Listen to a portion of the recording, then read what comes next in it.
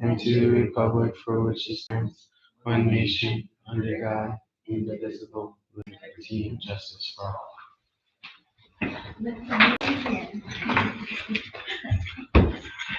Okay, absentee form, Ms. Kathy? Board member Medina. Present. Board member Magdalena, not present. Vice President Trujillo. Present. And President Trujillo. Present. And myself present. We do have a quorum. Thank you. Okay, D, approve agenda? I'll make a motion that we approve the agenda. Okay. Have a second? I'll second. Amelia? Voice vote, Brenda? Yay. Kathy? Yay. Amelia? Yes. Approval of September 23, 2025 regular board meeting minutes. I make a motion to approve the September 23rd. Amelia? I second. Voice vote, Kathy? Yay. Amelia? Yay. Brenda? Yay. And I vote yay. Approved minutes. I'm going down to reports. A, payment, JVPS Superintendent, Dr. Kamada.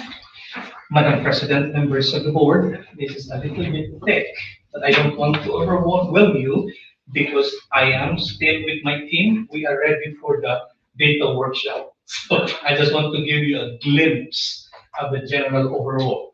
But I will, before I ask Mr. White Eagle to present the data part, I just would like to highlight some key information. This today, I received a memo from PED that some of the data are still on the embargoed mode, and that includes the school grades. And so right now, the one that I'm presenting to you is the one that's available for public right now.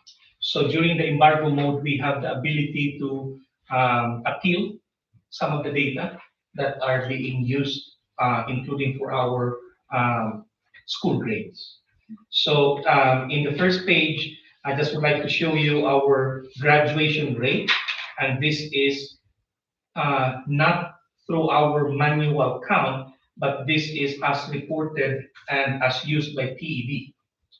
So from school year 21 to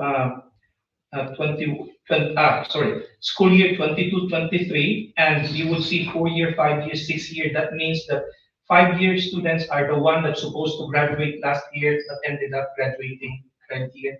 6 years if they stay for 2 years after. So, so I just would like to highlight the 4 year cohort graduation rate from 22-23. We started with 68.8. From 23-24, we brought it up to 71.5, and last year our graduation rate is 85.1. So we are above the state average. So the initiative that we have to do is to make sure that we keep our students as they enter 9th grade, and then any students that are transferee that do not earn, that haven't earned enough credit, we just have to fast track them. Even though they came in with low credit, they are now under us. So we just have to make sure credit recoveries and all those are taken care of. Absence rate, we also made significant gains. That's the district-wide absence rate. From 22-23, our overall absence is 7. It was going down to 1, but I'd like to point out the chronic absenteeism rate, because the goal is to be 95% attendance rate. So we are meeting there. However, our chronic absence rate from the time I came here was at 36 or 33%. But overall now, from 22-23, our chronic absenteeism was at 24. We brought it down to 21%, and for last year, our chronic absenteeism district-wide is 19.62. But we broke it down to grade level, or rather school level, and we would be, when we do our data workshop, we are gonna be able to dissect it by grade level, yes. And so if you would notice from 21-22, our chronic absenteeism rate is at 34.4, and then Hemis Valley Elementary, Hemis Valley High School, and then from 21-22. And then from 22-23, the district level of 35, we broke it down to 24. For elementary, 39-33, high school from 38-29, middle school from 32-23. From 23-24, so it's our chronic absenteeism rate has been going down. We still have chronic absenteeism rate, and the last 2 years we've already addressed that as far as cultural absences, because they are still considered absent. So this year we figured that those cultural, last year our initiative was like even cultural days, we put it into a program, but now cultural days is actually part of instructional program, so they will not, and that's our initiative. So we're hoping to make more reduction in our chronic absenteeism for this year. And so at this time, I'd like to ask Mr. White Eagle to come forward and present.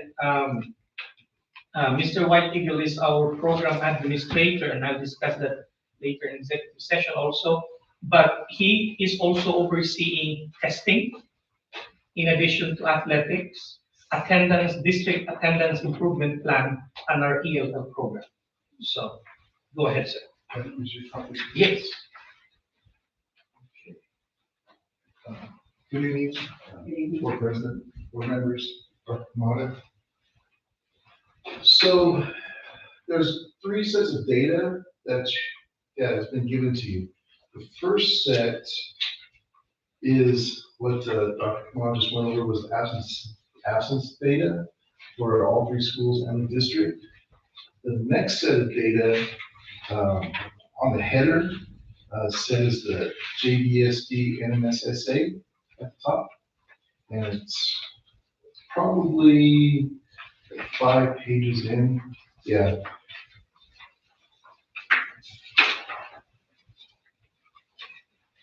Yeah.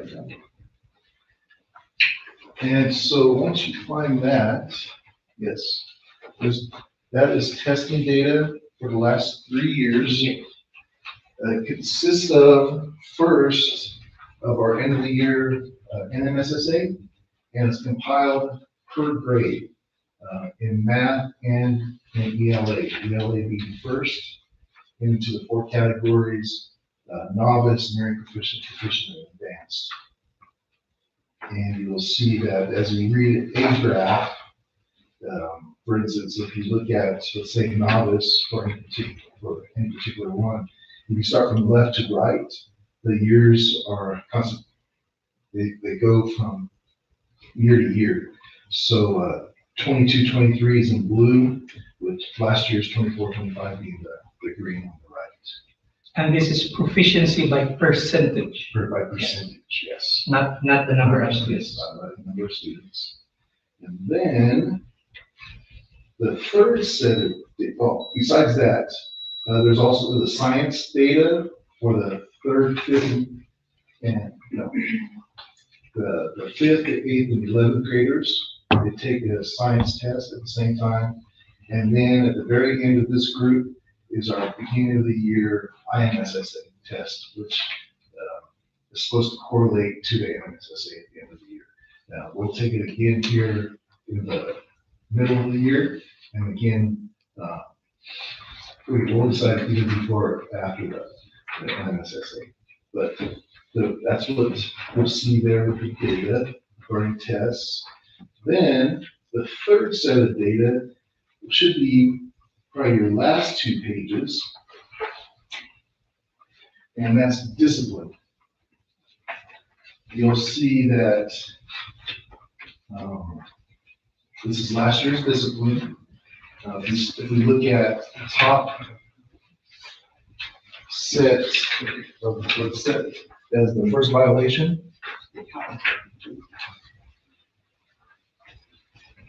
there's only 2 colors, because middle school's in blue and elementary's in that orange, and finally the high school's in the green.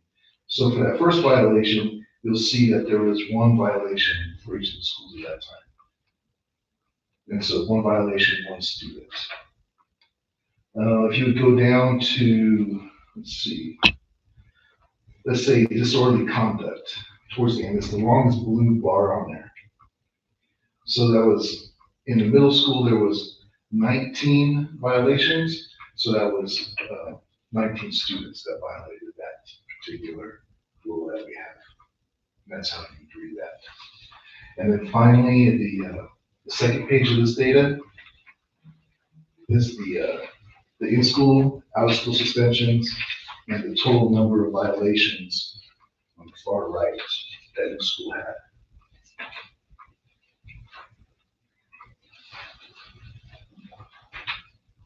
And this is just preliminary.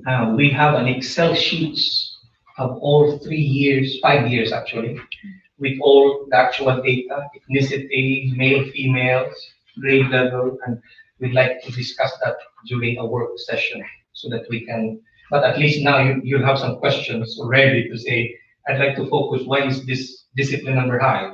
Why is reading this and that? So now that part, the academic piece, that's the actual data used for our school grading.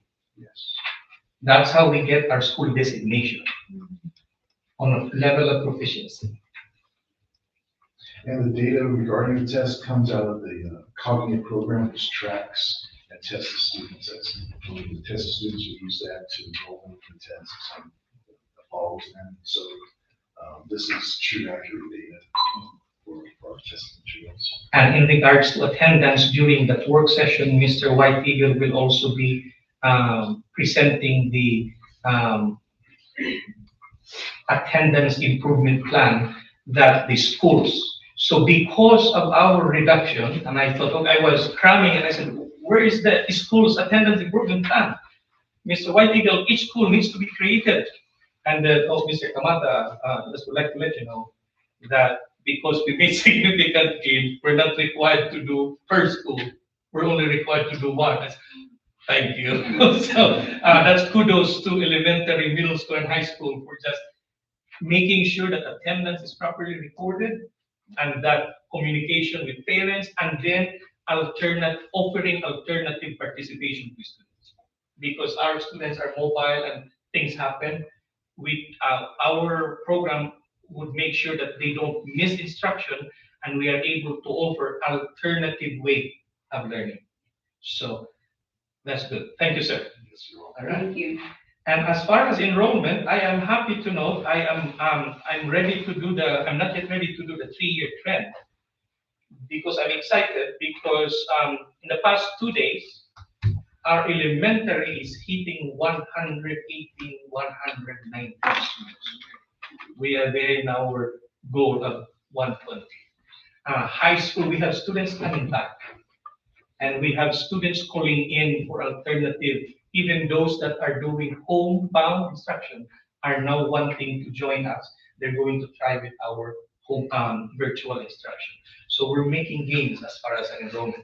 And later on, towards the end, I'll present another initiative that I'd like to propose together with the team on how to increase more for our enrollment. But as I said, it's part of our strategy to be sustainable, but at the same time to grow. Because we know already that voucher system is just around the corner, charter school, there's an increase of homebound, or there's even an increase of homeschooling. So I'd like to propose, and not necessarily to start this year, but hopefully to start the following year, on how to be able to be, for the district to be able to be resilient on those changes, at the same time be competitive. So the proposal is to allow us to get more additional enrollment and even open our schools to statewide enrollment. So other district does that. We have a organization that wanted to partner with us, 2 of them, that would allow us to expand, keeping our identity here, keeping our activities here intact without losing our own student body. So I'm excited for that, but it's not the end all and be all, but just some ideas on how to become resilient in that end. After that, you have CSI Elementary, as you know, is in our third year of CSI. And this year, the elementary was able to complete and submit on time the dash plan. If you would notice with the dash plan, they are addressing all the areas and that is identified for our deficiency.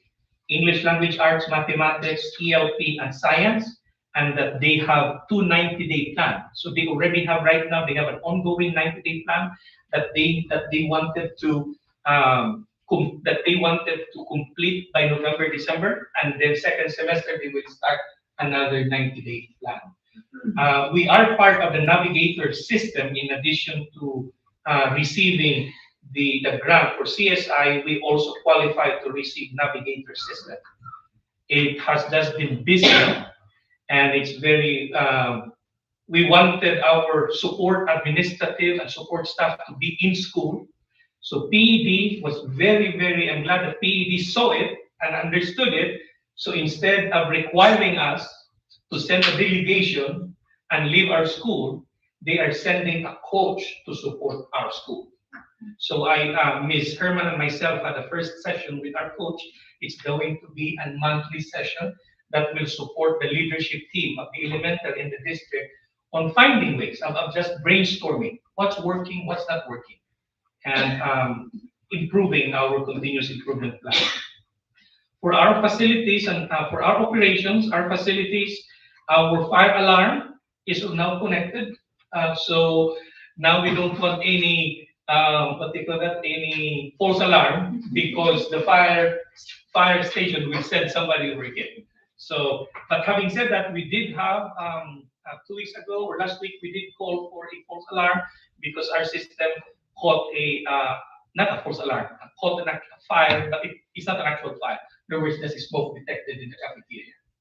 We immediately, the FAST team and together with the security was able to contact San Local County and inform them. So there was no hiccup in there. So we're glad for that system that's working. We are receiving the FMP assistance award, and so Ms. Randy already got quotes, and we are just waiting. As of yesterday, I got an email from the person that is helping us that we are just waiting for the paper to sign, and we would be able to do this part of our master plan.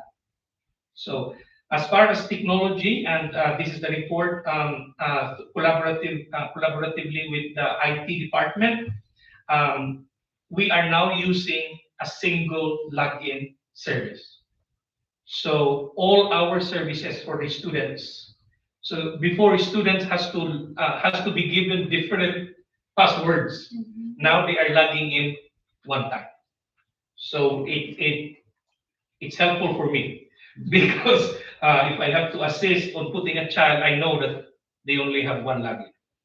So, and it works well because we have different programs running simultaneously, assessment as well as supplemental programs. Vector solution, in addition to getting vector solution to provide required professional development for our teachers, we are also offering vector solution for additional PD, but also for training certification for our high school kids. So they're actually getting OSHA certification through vectors training. More than that, the vectors training also allows us to get them certified for food handlers and all those other things. So it just allows us additional solution, a learning solution, not just for the adults, but also for the students. So as our Vocera, we have resolved issues. Vocera, our communication system is dependent on the Wi-Fi. And then it's dependent on the hub. So if we have a hub here, and then there's another hub in the entrance, the Vocera will connect with it. And if you walk a little bit farther, it's gonna connect to the next one. So if we have some dead spot, that's why the choppiness or the service would die down. So IT has already been working on that. And so there's just very few dead spots. So that adds with the Wi-Fi coverage improvement. We have also replaced our network switch, and that increased our connectivity a lot. From the beginning of this year, besides the big, um, oh God, Lord,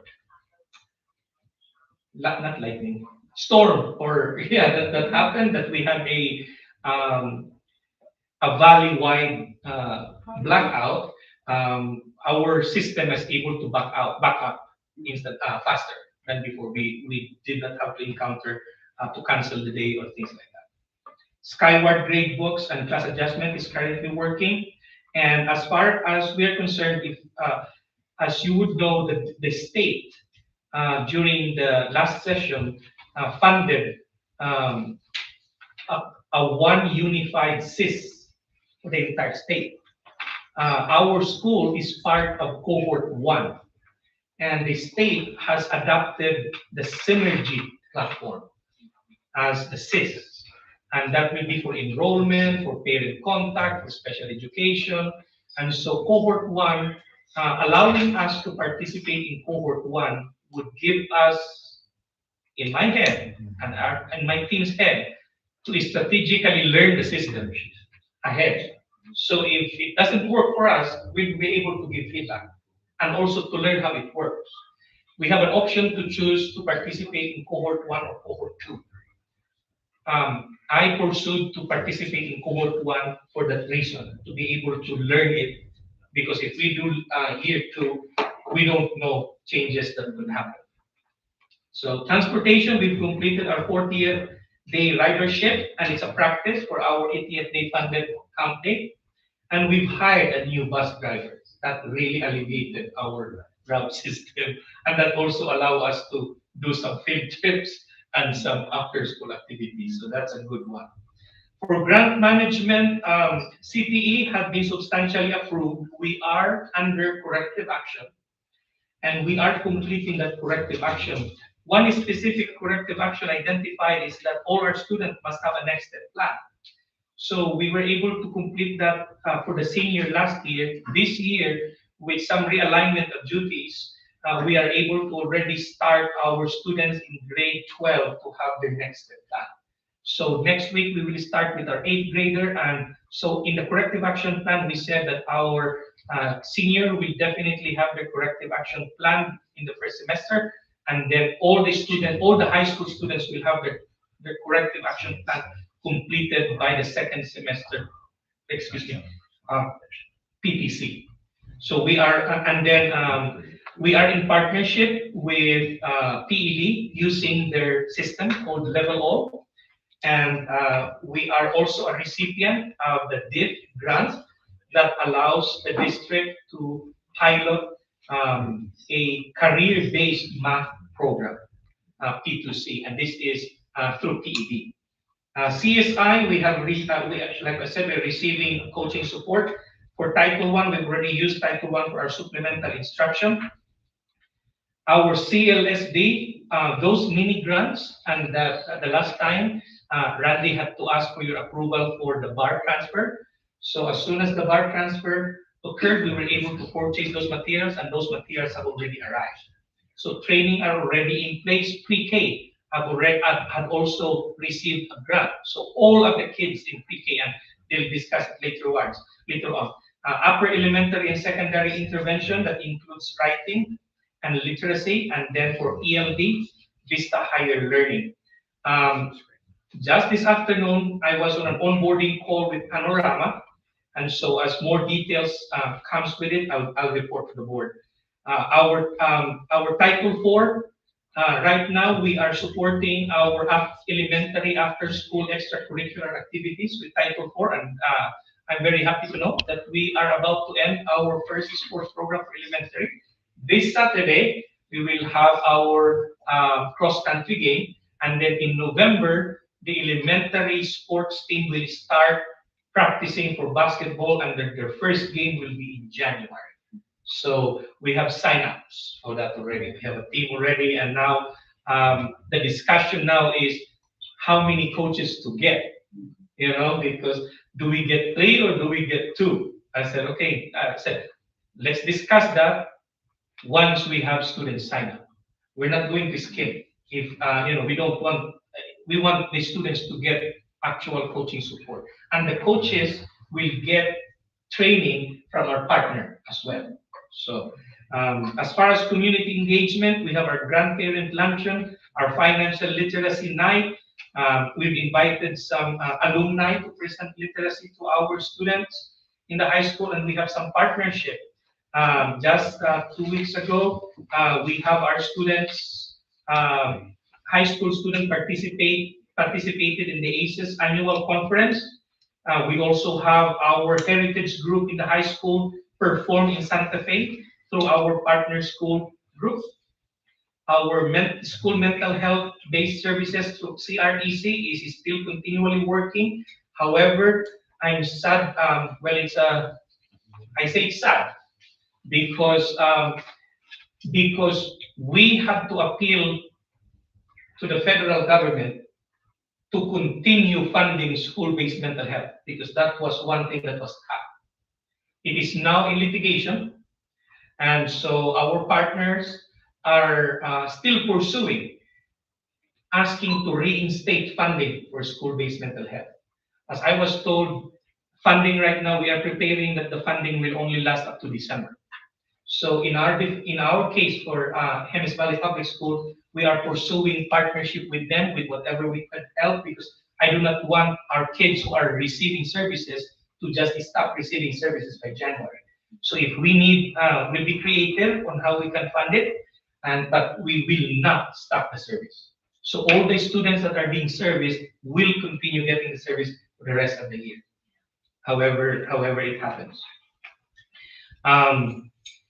And then we're also doing Friday Academy, and Mr. Foster will discuss that later on.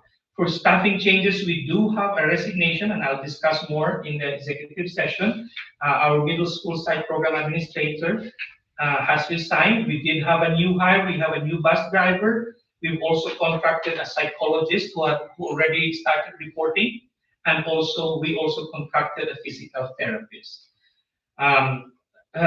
Until we have a school counselor, right now we get assistance from our teacher on special assignment with their additional duties.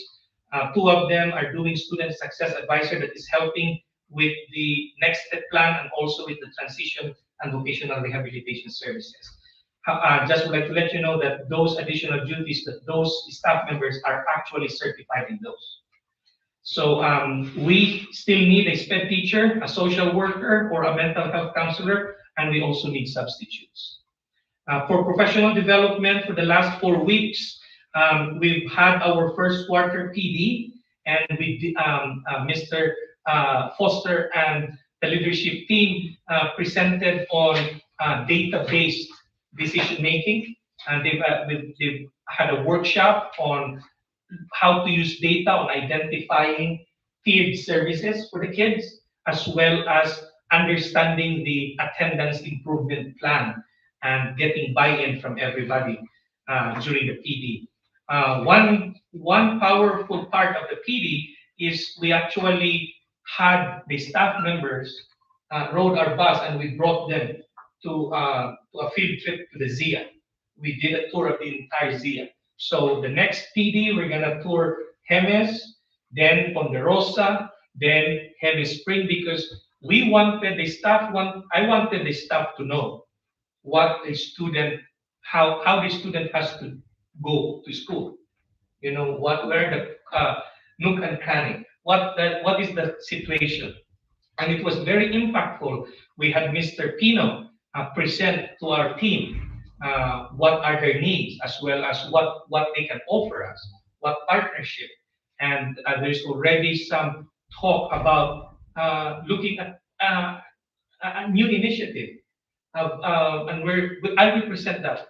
I don't want to jinx. But we're looking at new initiative to service kids. So instead of them going to Bernalillo or Rio Rancho, we can serve them at Hemis Valley Public School. And we have received recognition from Lenin Learning, and with that for mental health, for our mental health initiative, and with that recognition, just this morning, I have received the access for our free SEL educational material for our middle school and high school. So we're hoping to continue to use that. So that's an additional resource that teachers are able to use for their SEL instruction or services. Bloomhaven, hopefully they will be showing up this Thursday during our Oktoberfest. They wanted to set up, they said they wanted to present to the community the service that they can offer. So they said, we'd love to be part of any community event. And they emailed me and said, hey, is there like anything for the October? I said, we have an Oktoberfest. And I said, we'd like to be there. We'd like a table there. So we have that for them. And Community Care Collective, Mr. Foster will discuss that also. They will be coming in Thursday because we would like to really improve and create a pre-apprenticeship program. We now have 2 students that in that program, and we'd like to grow that in the next years to come. For our next steps and to look ahead, Mr. Foster later on will discuss further together with our guest, Ms. Medina, who is a product of Upward Bound, is going to present to us an initiative to offer opportunities to our students to really participate in this college preparation program. And we will be implementing our attendance improvement plan. And Mr. White Eagle has informed me that we are already part of a 5-year challenge. So this is a statewide challenge for PED, that within 5 years, chronic absenteeism will be reduced by 50%. And we will participate in the challenge. We will take on the challenge. When I say 50%, so whatever we are right now, we're going to have that. So not that we go back again to 50%. No.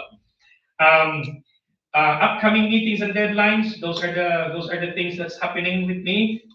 And we are challenged with some substitutes need right now. We would need a good intervention service, and we need sped teacher. We have an influx of high need kids in the high school and also in the elementary, which is good. These are students that are coming back and actually transferring out of state to come to our school. And then plant improvement, we have HVAC. We wanted to make sure that we are ready, but part of our 5-year master plan is to make sure that we are able to have good HVAC system. And we are still pursuing our strategic priorities as part of our strategic plan in the intervention, social emotional, CPE, and then organizational updates. And I can discuss more on the organizational updates on the executive session.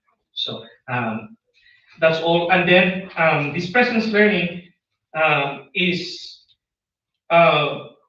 just an informational to our community that, and this is not unique to our district. Even big district has to rely on online therapy, and it works. It does not work, but we just want to personalize it to our kids. If it does not work for our kids, we definitely look for a different way. But right now, it's very, very hard to get service providers. We're very glad that we have an in-person full-time speech pathologist and occupational therapist.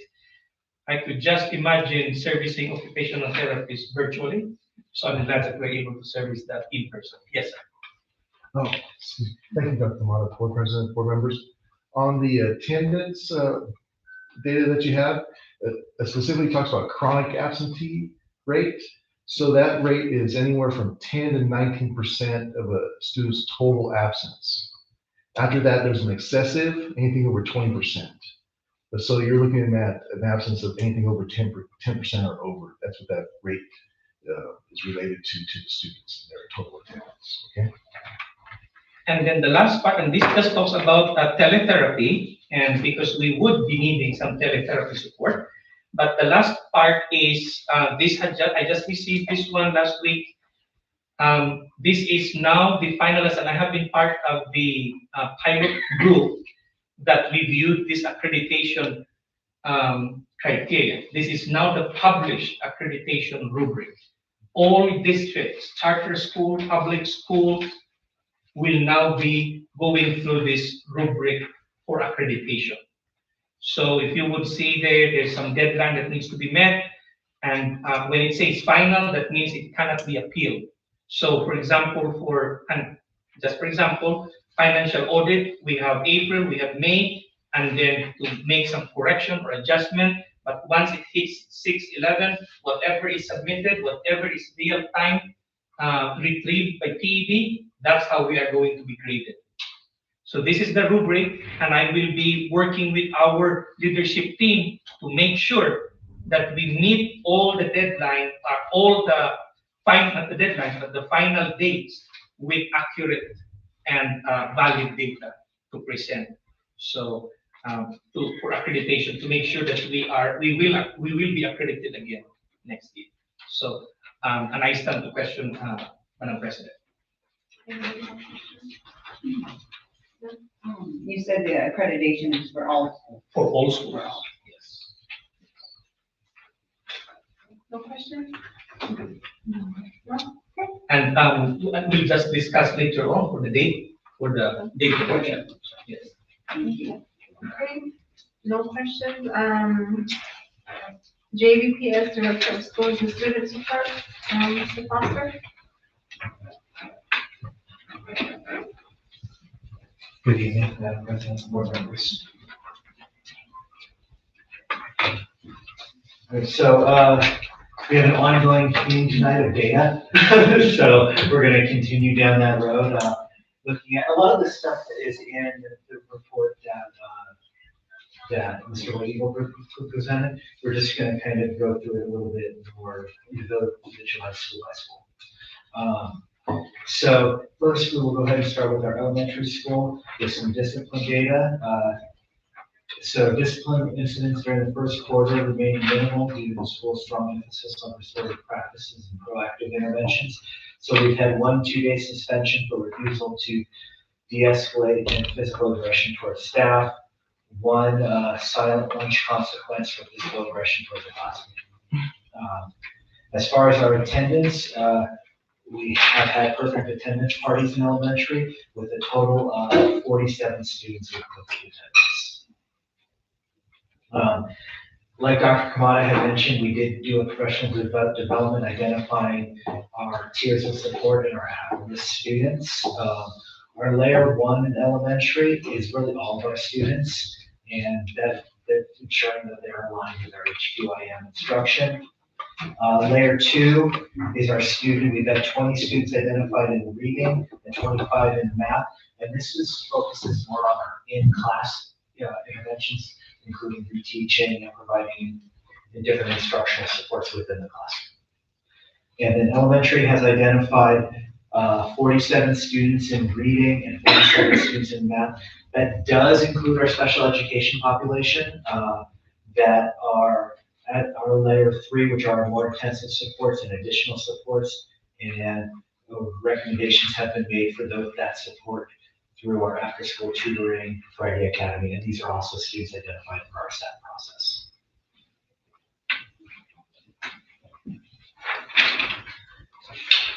Families for the level 2 and level 3 identified students that parents were informed during parent-teacher conferences. And then some pre-K updates. Pre-K experienced a strong start focusing on social emotional learning, literacy, and numeracy. Letter recognition, 85% identified at least 15 uppercase letters. Number recognition, 92% identified numbers 1 to 10. And social skills, strong improvement in cooperation and following directions for pre-K. Students took a field trip to the Galloping Oak Pumpkin Patch, reinforcing science and literacy lessons on a life cycle. Next, we have we'll start with our Amira iStation IXL proficiency bands for our Tier 1. So 15% kindergarten scored proficient in reading, 42% in math. In first grade, we scored a little bit low in our reading, at proficiency level with 0%, with 60% proficiency in math. Second grade, 37% proficiency proficient in reading, 22% in math, and you guys can kind of see the trend of the other grades, unless you would like me to go grade by grade. Okay. For our iMesa data, our proficiency for third grade was 12% in reading, 12% in language, and 0% in math. And I do know that one of the things that we're doing, because our math scores for our beginning of the year at Mesa were low, it's one of the areas that we are targeting through our after-school program. We've put a lot of effort into our literacy. Now we're gonna also put that same amount of effort into math through our after-school tutoring program. And then some exciting news and noteworthy activities. 4th and 5th grade field trip to Sandia Mountain National History Center. School store fundraiser was over $2,000 in classroom gift cards. Pre-K received an ECECD Just Right Readers Mini Grant, providing individualized font books for each student. All right, on to our middle school. In middle school discipline infractions, we had 2 for drug paraphernalia, 2 for fighting, and 1 for bullying.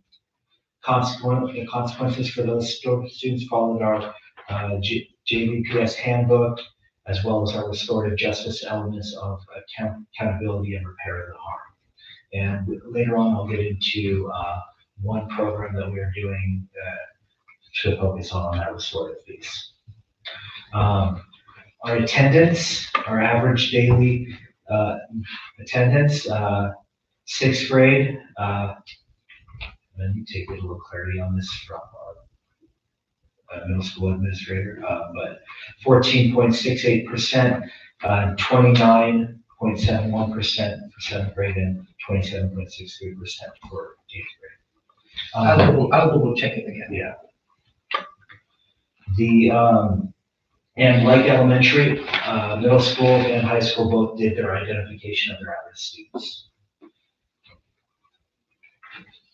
Next, we have our beginning of the year iMesa data. We had a target of at least 5% across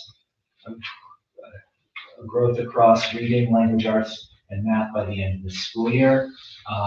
So we had in 6th grade, we have, and some of the data is not printed there, but we had for reading, 40% are near target in reading, and then 53% are near target in language, with 7% proficient in language. 7th grade, we had 13% proficient for reading, 53% nearing their target, and then 7% again, and then 30% near that on-target rate of that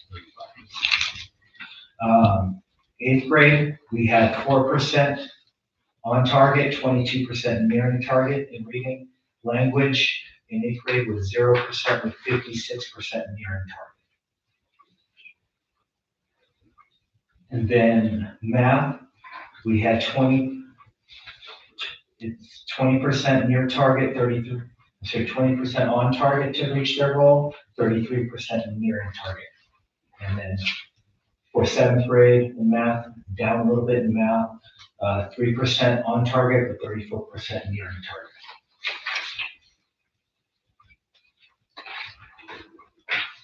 And then in 8th grade, we had 11% nearing their target, and 0% currently out there. Some news and noteworthy activities. Staff are working to improve data tracking and grading accuracies for our 2nd quarter reporting. And then on to high school.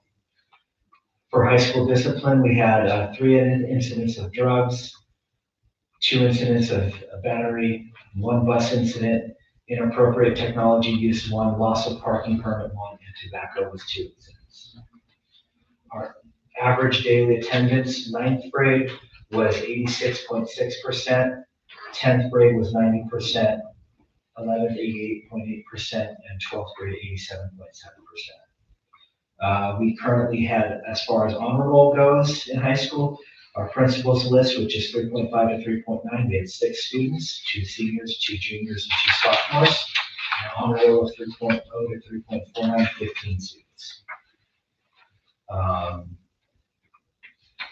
Senior class hosted a movie fundraiser, and then our wellness room is operational and used actively by students. We do need some staffing support. So any volunteers that, because it requires some training, there's a caveat that, and we are willing to train people. Sorry, sir. Just for the middle school in the honor roll, it has since been corrected already. The error was like the F were not counting.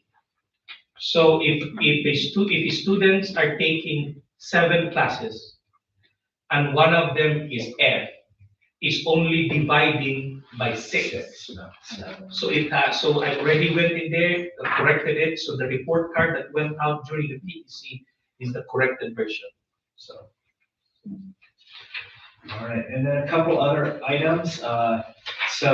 Across all campuses, the first quarter reflects continued focus on restoring approaches, improved attendance initiatives, and data-driven instruction.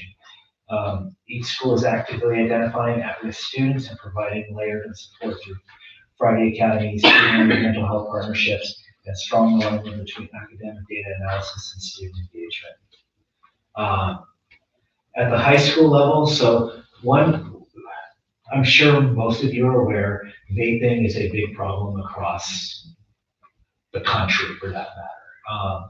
So we've implemented a new restorative education program as an alternative to suspensions when it comes to first offense, and then our discipline handbook does play an absolute factor in our suspensions, but we wanted to try to take these and make them a teachable moment versus just go home and do whatever you're going to do. So at the high school level, a new restorative education program is introduced called Catch My Breath. This is a 3-hour, well, it's really a 3 to 4 hour intervention course focused on the dangers of vaping, nicotine use. The program emphasizes reflection and personal responsibility, guiding students through health risks of vaping while helping them develop concrete refusal strategies and action plans for situations where they may be offered or tempted. We have had 3 students go through that program so far. At the end of the program, you ask them, besides what they've learned, but also what motivates you to maybe not vape in the future. And I'd love to know the answers. I don't want to sit through this again. So that means it could work. But it's a really good program, and the students do earn certificates as well for completion of the program. So, and if I may, sir, yes. We're also looking at research right now. I mean, we give students stress ball to, and I'm researching right now on some legality of it, and it's not a medical device, it's not something but a transference because of the oral fixation. Students just wanted to have that vape. Right now, the vape even have flavors in it. So I hope they can make it thing, but some transference to say, if we give students some stress ball before, those that wanted to stop smoking, they have this checklists, nicotine patches or something like that. But we don't want that because those are medical nature. But something like breathing exercises, breathing devices that will actually help them, that will address their oral fixation, but actually also help them calm down. Because readily, when you ask a student, why are you vaping? I'm stressed, I'm anxious. So it's almost like they're already trained to answer that way. But we're not discounting that because maybe it's true. But we're not medical experts, so we're just looking for different ways. Seminars, educational type, but behavioral therapies in case of retraining them. That why is it that you like it? And at some point we've experimented with candies, and yes, it helped until it's no longer helpful. So just of those, but we are a school, so we cannot administer medication. We could not give them, oxygen even because that's considered medical grade. But we're just expanding our research to how else. But the goal is to not stop instruction because suspending a kid and sending them home does not take away our obligation to teach them. So just finding ways.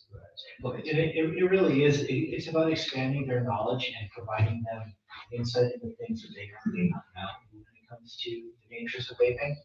And so that's what the program really does, is it really, it's building their knowledge, having them look to the reasons of why they're vaping, having some accountability, and also providing them strategies when asked by a peer. So, so we've had, like I mentioned, we've had 3 students go through the program so far. And the feedback from the students, besides being lengthy, was they all 3 engaged in the course. And they got the certificate. It requires their participation. It's not something where they're just sitting watching a video. It has to be taught. It's not just press play. It's taught by a staff member so it does require that teacher involvement as well as the student engagement. All right, and then the last thing, I'd like to bring Ms. Medina up to share with us about the University of Colorado Boulder Upward Bound program.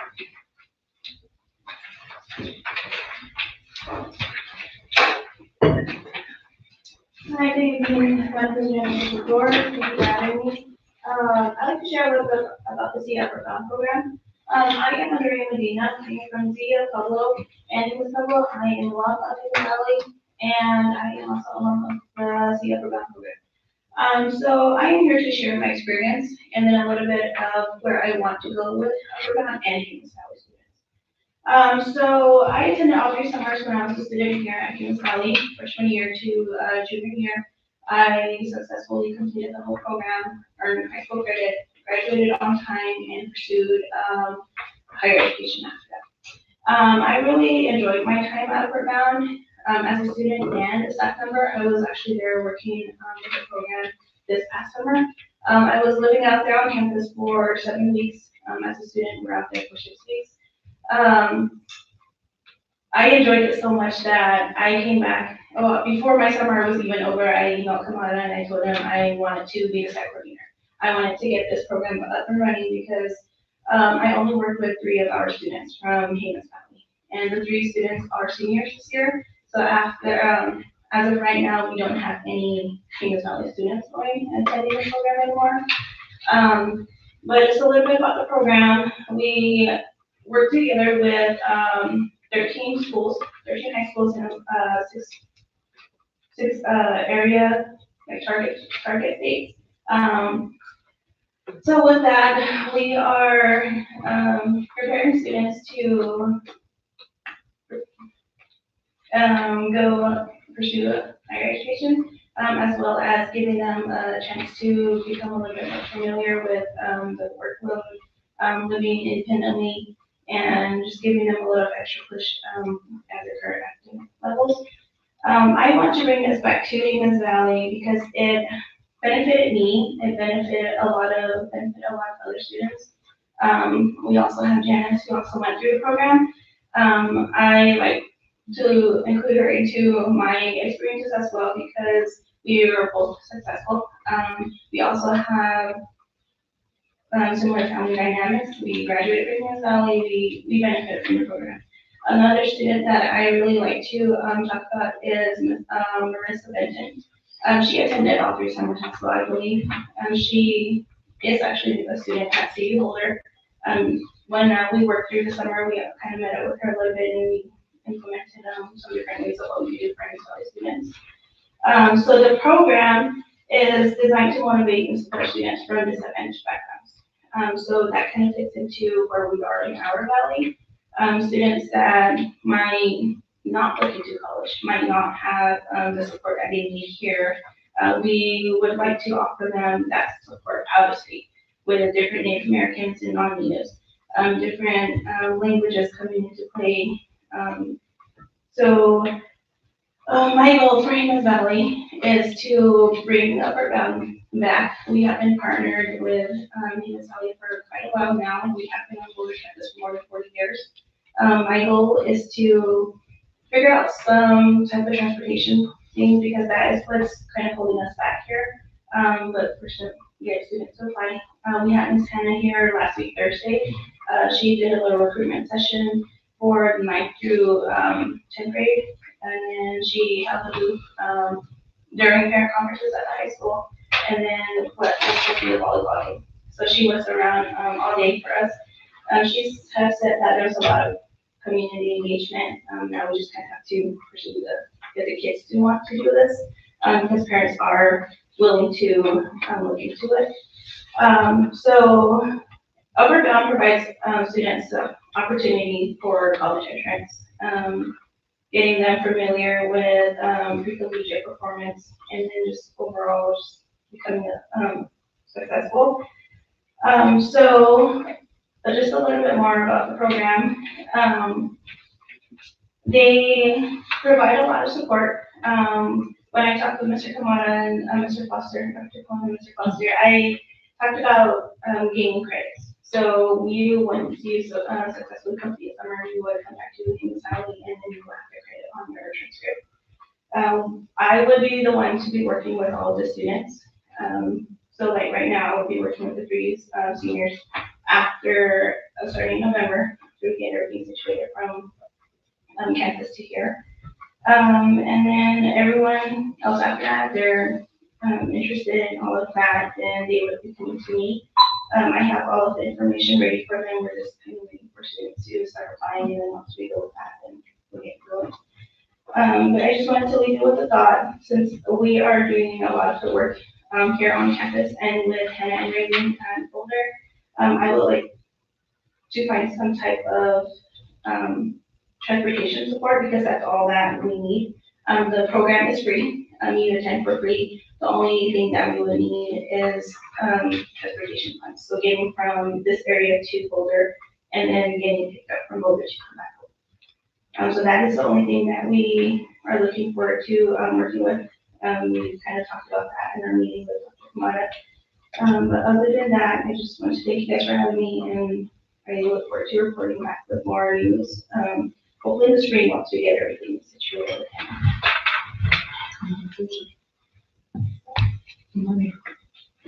Oh, yeah, and you get a little stipend, even like when you're here, you get stipends for doing your work, completing the work that you need to do outside of the cup summer. And then you also get money, another stipend during the summer. So you're pretty much doing everything for free. The only thing you need is transportation. You also get to go out off campus, like during the evening session time before when we have to go back to this early study hall. They take us to Denver, or like the staff taking Denver, Estes Park, different areas of Colorado. We take them to college visits. This past summer, for the first time ever, we went to Colorado Springs. So we left early in the morning, got there to 4. We went hiking at the end. We went to the Paralympic Museum. Little things that students aren't normally exploring. Upper Bound provides all of that, and I would like to see Amos Valley students be more involved with that. Thank you. And I really would like the support of the board and the community for this because I've all my previous school before, I always support the students going to Upward Bound. College visits is very important, but actually living it and getting paid. The first year I came here, so second year, I contacted Navajo Tech and TU because they're closer. CP at the time was not my choice yet because I only know that they have a program. Navajo Tech Navajo Tech University sent a representative here. I offered this 2 weeks or 1 month or 4 weeks of paid room free paid college experience during summer. None of my high school students wanted it. Two said, I'm already working. And I said, why do you want to work? You're gonna earn this much. I said, we're talking about 1,000. You're gonna earn 1,000. You're not doing anything except being in the dorm and knowing the different programs of the college. I realized then that it was difficult because I don't have lived experience with these students. My experience is different. I can talk about how beautiful the program is, but I'm not getting into that. So I'm supportive of this because this is intrinsic. I know of our students going to Upward Bound. They come to me and tell me, Mr. Kamata, I just finished Upward Bound. You have to let me know in advance so that I can put a credit on your transcript. But having this support for our students will actually give them, and this is coming from a person who actually went through the program, who's from the place, and they can relate to, because we already have graduates from Upward Bound. I think it's more powerful than me telling them, hey, you're going to get $1,000, go to this college. So I'd like to support this initiative because this is grassroots initiative. So thank you, Ms. Medina. Thank you, Mr. Foster. Thank you for our administrators here today. Thank you. Thank you. Any questions, anyone? Board members? Okay, going down to C, finance and budget reports, Kathy. So the expenditures, September checklist consists of training for business, office, HVAC repairs, per capita theater, supplies for training, warrior camp, instructional software, software renewals for fiscal year 25-26, background checks, beacon light project, and salary and payment for unemployment fees to the state.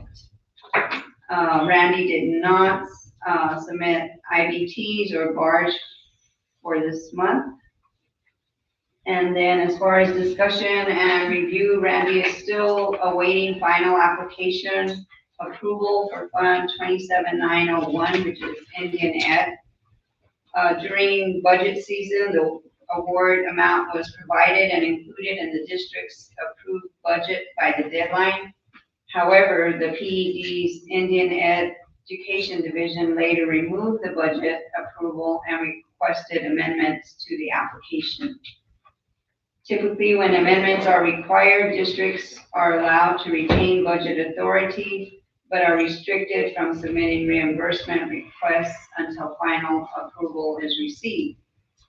Unfortunately, in this case, the district's budget authority was fully removed, creating challenges for operations supported by this fund.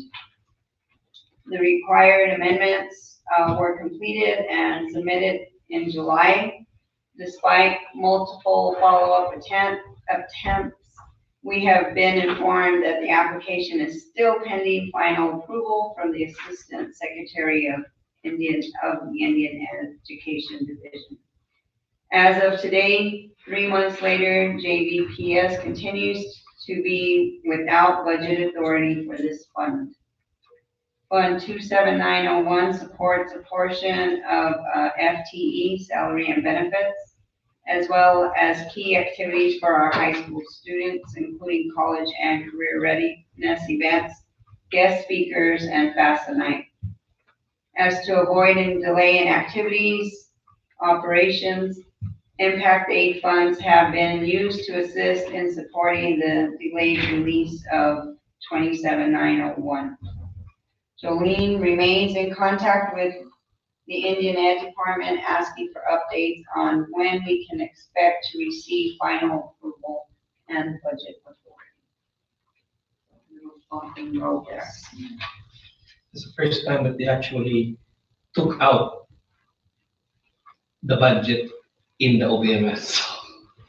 And like for CTE, we are still working on compliance, but we are still able to start purchasing or doing some financial stuff with CTE. And then once we have final approval, then we get reimbursement.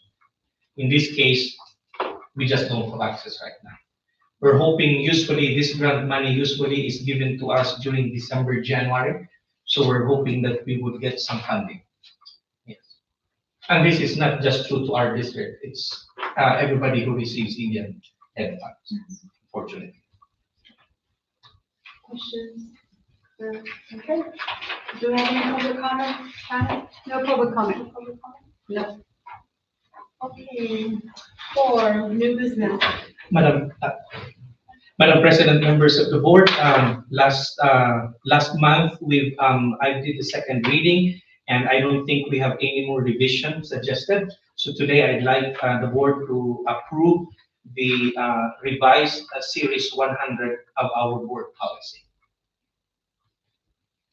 I'll make a motion to approve the revised series 100 of our board policy. Do you have a second? I second. And motion was for Kathy, Yay. Miriam? Yay. Glenda? Yay. And I vote yay. Approved. Okay, And Madam President, moving forward, there are more series to go through. And I know that I took the challenge of reviewing it.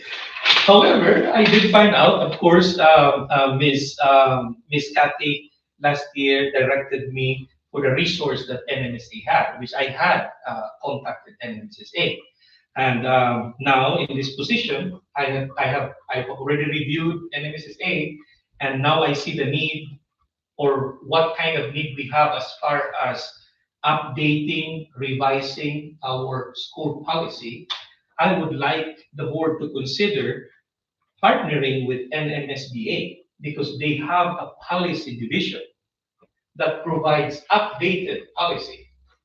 And right now with the process, I'm going to meet with our team. We're going to make some revision. We have to go to our attorney, and then I'll present it. Then we have to revise. We have to go to our attorney again.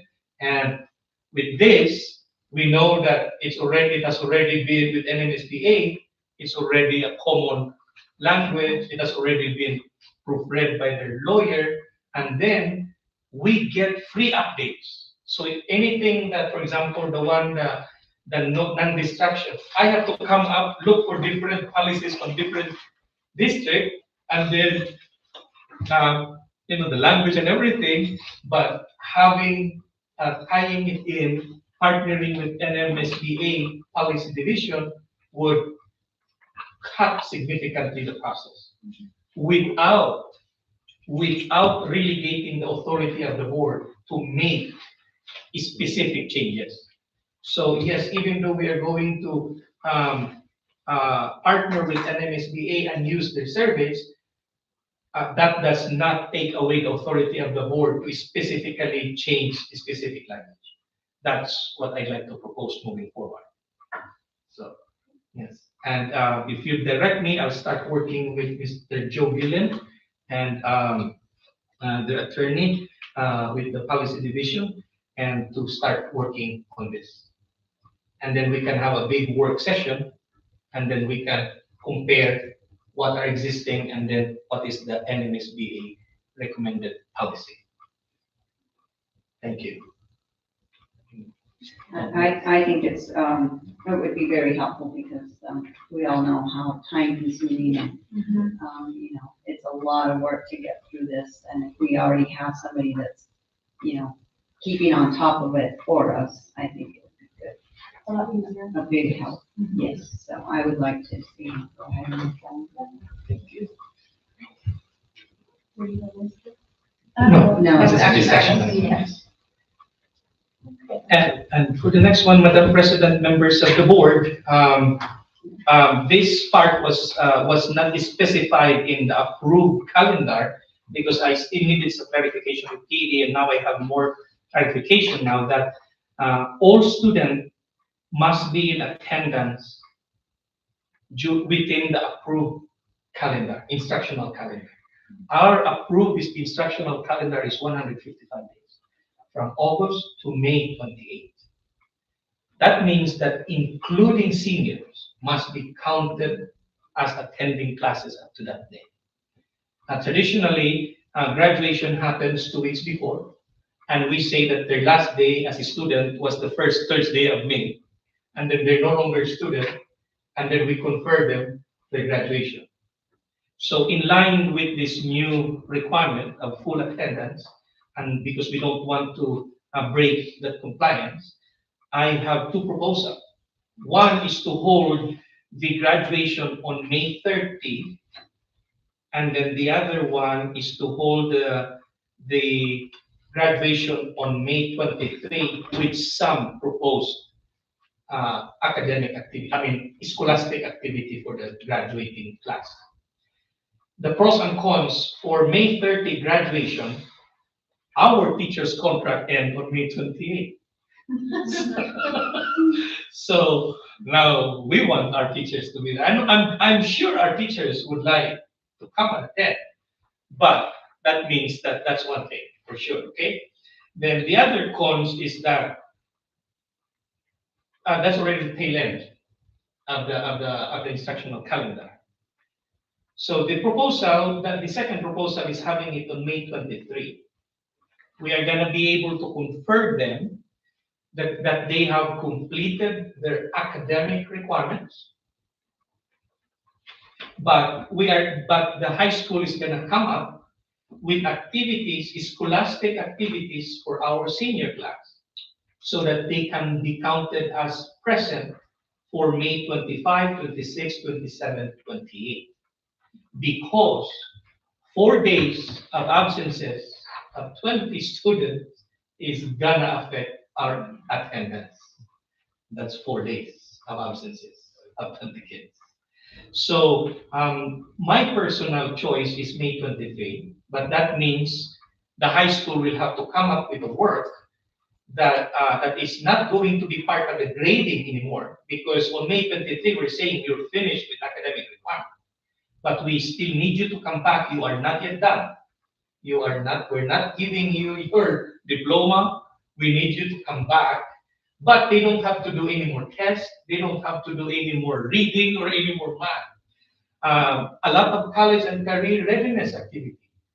You know, for example, if during that time they are applying on a college, how can that is as an activity for them? Seminar type, Right, work-based learning. sorry, Dr. Go ahead. Sorry. Yes. So when Dr. Kamana approached me about this, we started brainstorming. We could bring in some guest speakers. We could bring in potential, career, companies to talk about working for their company. Make it enrichment based, not academic based. The other idea that we had was, I remember in my high school graduation, they didn't actually give us our diploma the day that you did. It was a rolled up piece of paper. But we can make that 28th the delivery date of their diploma. But so just some ideas that we were brainstorming to fill some activities for those students during that time and make it beneficial to them. Not just for the sake of coming in, something that they can still be productive. Yes. We can look at doing some career-based field trips and things like that too. Even work-based learning, Yeah. if they're working. If they're working, we can count, we can track their hours, maybe have somebody sign off on it, so we have, we've got some flexibility, but we want it to be beneficial to them as well, so they're not feeling like they're trapped. Because then they're just not gonna show up anyway. But definitely we will put together a plan and we will present it to PED to get approval. But as far as the dates today, and the May 23 is also not a Mother's Day weekend. I will not have a graduation on Mother's Day weekend again. I did receive some community feedback on that. I wanted to keep that day special. And so my proposal for the consideration of the board would be for May 23. But it is. It is a holiday weekend. Oh, Lord. Because the memorial is 24. Yeah. Oh, God, I thought it's 31. On the 24th. It is a Memorial Day. It is a holiday, and Yes. I don't know, just from experience, past People, experience, we get a lot of outsiders that come up that weekend, Right. and then it is just Ooh, like the kind of traffic. hectic. I did not consider that. I mean, that's just, I did not consider that at all. But, I mean, The other considerations were weekdays, but I have very lack of enthusiasm for weekdays graduation. Even evening, some of our parents are still working, and so weekend is the only one that really got them a lot. It's gonna have to be like a negotiation thing, because if it's not gonna work on Mother's Day weekend and Memorial weekend. Correct. There's no- other way. yeah. Exactly. there's no other- There's no other way. What about a Friday night? That's I presented Friday night. The Friday night. I'm okay with Friday night. I'm just. And then you gotta consider other graduations too, because I know if Other areas graduation, Yeah. 29th is something. graduation. No, They're waiting until the very end. The 29th 29th at 10, on a Friday. yes. About 2. The 29th is a Thursday? Friday. Friday. Oh. That one's at 10. Graduation, after Memorial weekend. Yeah, and then I don't know when charter their graduation. Oh, they were really early. Yeah, First first part of year, May. first part of May. Yeah, we were really early. And then we don't wanna keep for 2 weeks if we put in the middle of the month. Correct. There's a lot of still time. It's- That, Yeah, even with just the 4 days that they wanna come, I'm pretty sure some of the students will say, nah, I don't wanna go, this is all that's going on. Exactly. Yeah, You know, once graduation, is, you don't want to do nothing. exactly. I'd like to, I'd propose then that, I can be directed to, present to the graduating class 2 days that they can choose. Does it have to be in May? It can't be in June? It can be, but like what I said, Their teacher, I'll be here. the teachers, their contract. I'll ends. definitely invite the teachers. And then 28, do the instruction until the end of May, and then the graduation can be set. Correct, yes. And that, yes, That takes us to June 6th. Yeah. There's a lot that starts going on in June. already. And A lot then of that's graduations are when, in June too. should we have, well, that's seniors. Well, it's, yeah, I guess. it's- I would like to with the propose seniors the conference. Friday then at 10 o'clock or 11 o'clock in the morning. I mean, it's still the holiday weekend, but at It is. least we're a little ahead of the holiday weekend. Yeah. I mean, And that's then, just my and thought. then family can leave on Saturday and they have a 3-day weekend. Yes. And, you know, hearing that Santa Fe Indian School is doing it on a Friday, I don't. That's after Memorial weekend. Yeah, it's after Memorial. Yeah, I'm just saying, I know we said, you know, parents work, they have, you know, it's hard for them. But I think that if it's a graduation, I think that they're gonna be okay on a Friday. I don't know, that's just my thought. I think it's best to ask the The choir. Yeah. class. Yeah.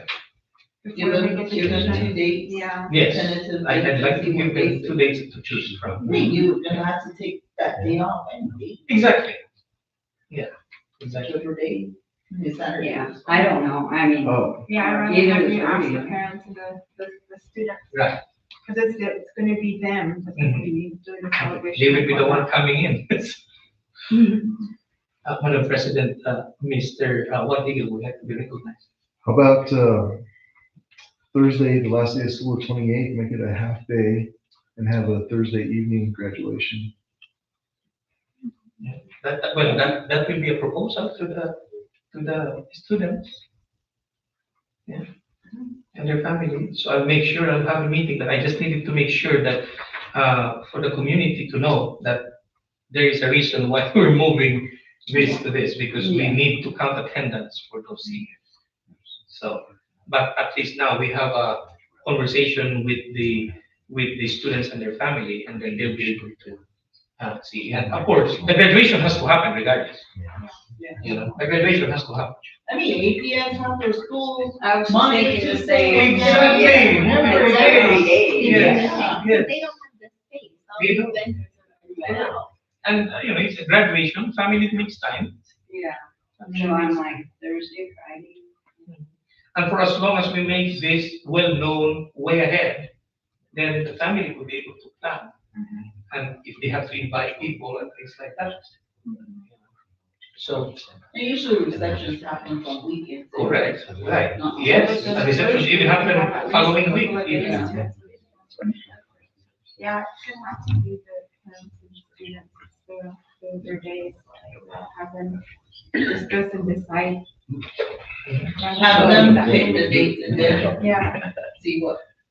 I see that too, but then I also, are we gonna be giving them the option every year, then every year we're gonna be Correct. everywhere? Yes, I have to come up with a proposal that is set, but when we well, go out. Memorial Weekend doesn't come on the 23rd, all the time, usually it comes like the 29th, the 31st anyway, so. It's not always gonna be on the same date, so, I don't know. That's true too. It's different every year. Changes every year. Depending on. At least now, as of today, we have clarity that we have to keep our kids up to the very last. Even Way earlier. So, yes. Even if, yeah, even if you should do it Friday morning, then whatever is decided and definite will become the new norm. Correct, It should be something you thought of 3 years from now. exactly, true. So, Madam President, at this time, I would like to ask for a deferment to table the action and for me to go back and meet with the families and the students.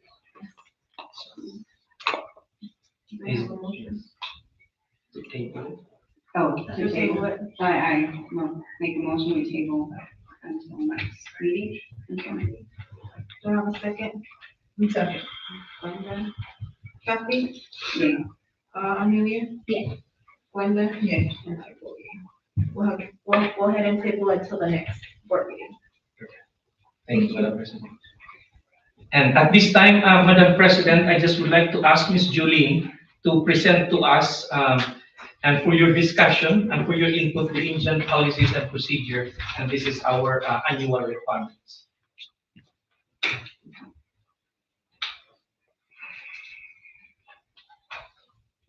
Thank you.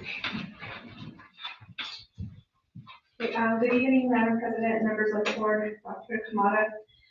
So as Dr. Kamada has mentioned, the draft Indian policies and procedures for this school year 25-26 has been submitted. This is a requirement of the impact aid application.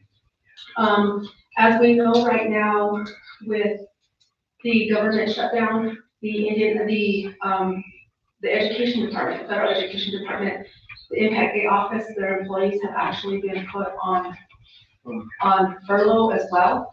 So, we have not, at this point, had any additional communication from the impact aid office regarding the application, but this is the normal procedure and process that has happened year after year, so I'm just wanting to make sure we jump on this. Another reason why this is pushing forward sooner is in last year's, IPP, which is currently still active until we get the new one active. The recommendation was to have it earlier, and that was a recommendation of one of our tribal communities, trying to push for to get it, approved in November. And so that's why it's coming early. So just so that you're aware, this IPP, the only things that would change, for this upcoming year, that's if tribal officials or tribal leadership determine, would be the method of communication that they are requesting, in terms of how the district will communicate with them. For the most part, at least in the meeting that we had, and of course, they'll still be able to submit it, but for the most part, we've been communicating with them per the request through emails, through telephone calls, through meetings in person. Some of their methods of communication have been specifically to go through the ed departments, and versus going directly through tribal leadership. So it's just going to be very based on what they indicate. This Indian policies and procedures was provided to both tribal education departments of Jemez and Zia, to their directors, requesting that they submit it to tribal leadership for review and approval with a requested return time of November 3rd. So we're giving them a length of amount of time to be able to review it with the current leadership and to provide us any suggestions that they may have. So in regards to the school board, that would be the only thing that has changed from the current one to this one would be just the school year. And then just giving you a heads up that what will possibly change is the method of communication, which is listed in the paragraph underneath the bubble of Zia and the paragraph underneath the bubble of Venus. Those definitely most likely will change, but I wanted this opportunity for the board, if they have any questions regarding this current, the proposed IPP, because what I would hope is to be able to present a final draft for review and approval next month. Board members?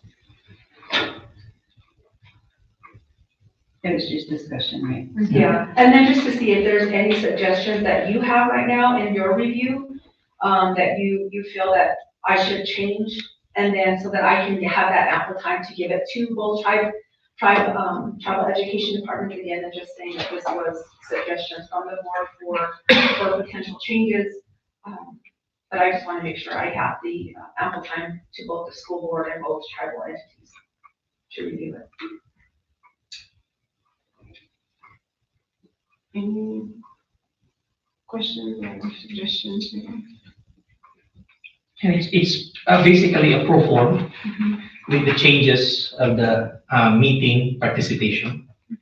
And this is usually a pro form for us, and as an annual activity that we have to submit to the state through the PEB, and for federal compliance. And if there's no suggestion, recommendation, and you can always email me any suggestion, recommendation. And so I work with Ms. Julene for the final presentation for your approval. Okay. Right now, it looks good. Okay, well, thank you. Thank you. Thank you, Joanne.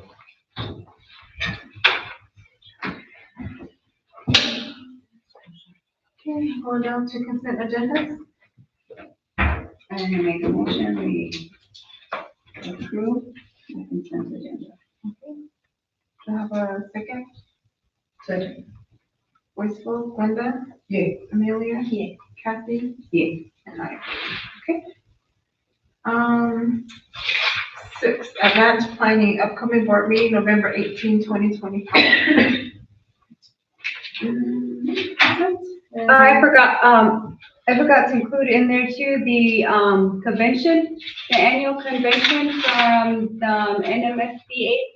So I got confirmation from some of you, I just need to get confirmation from the rest of you. No? Okay. And then everybody's confirmed to go to the national conference, right? Okay. Right, that was it? And then any dates for our data work session? Oh, the work session. I try to do it before the Thanksgiving break. Or we can do it during the Thanksgiving turkey. Oh, yeah, that.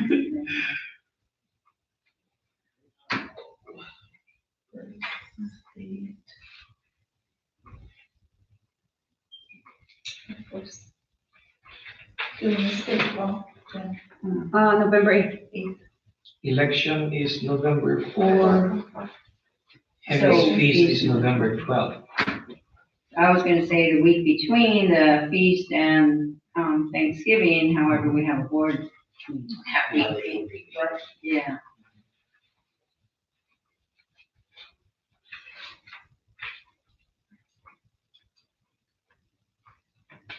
Why don't you just call me election day? Just kidding. That won't work. I mean, not because it's election day, but we have other things going. Oh, I forgot if there's any home game that times. But there should be none. How about November 8th? On November 7th? Cross country. That's cross country, that's a state, yes, and we have students going there. How about if we're doing it on a Saturday, November 15th? November 15th? I can't make it. We have a women's wellness going on, a women's conference or workshop, whatever it is, on the 15th.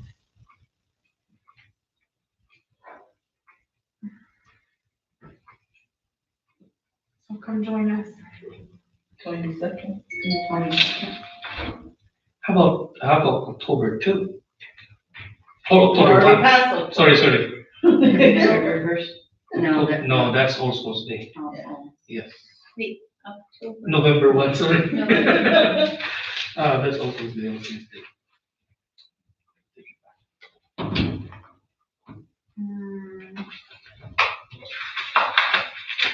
Well, it's not a hard deal to say that I wanted to do it before the Thanksgiving, but I'm just saying that we're ready. Yeah, our team is ready for the data presentation. Yes. So if we are really not available for November, we can look at December 6th. I'm not. Oh, Lord, that's a change.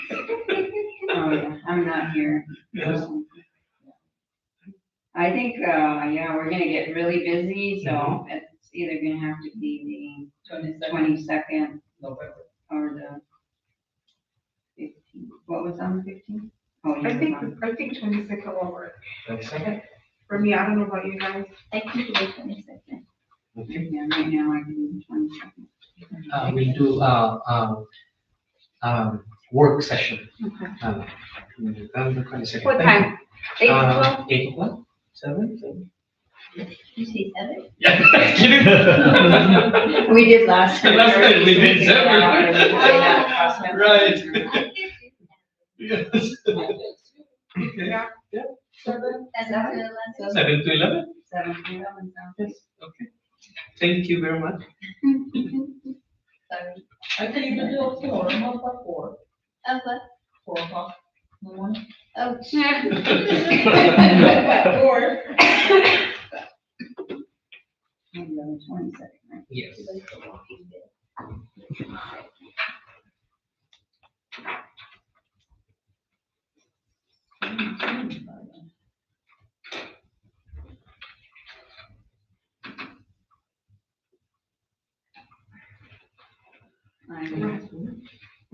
Oh, we need executive session, correct? I can just inform you individually. Okay. Yeah. I make a motion, we go into executive session.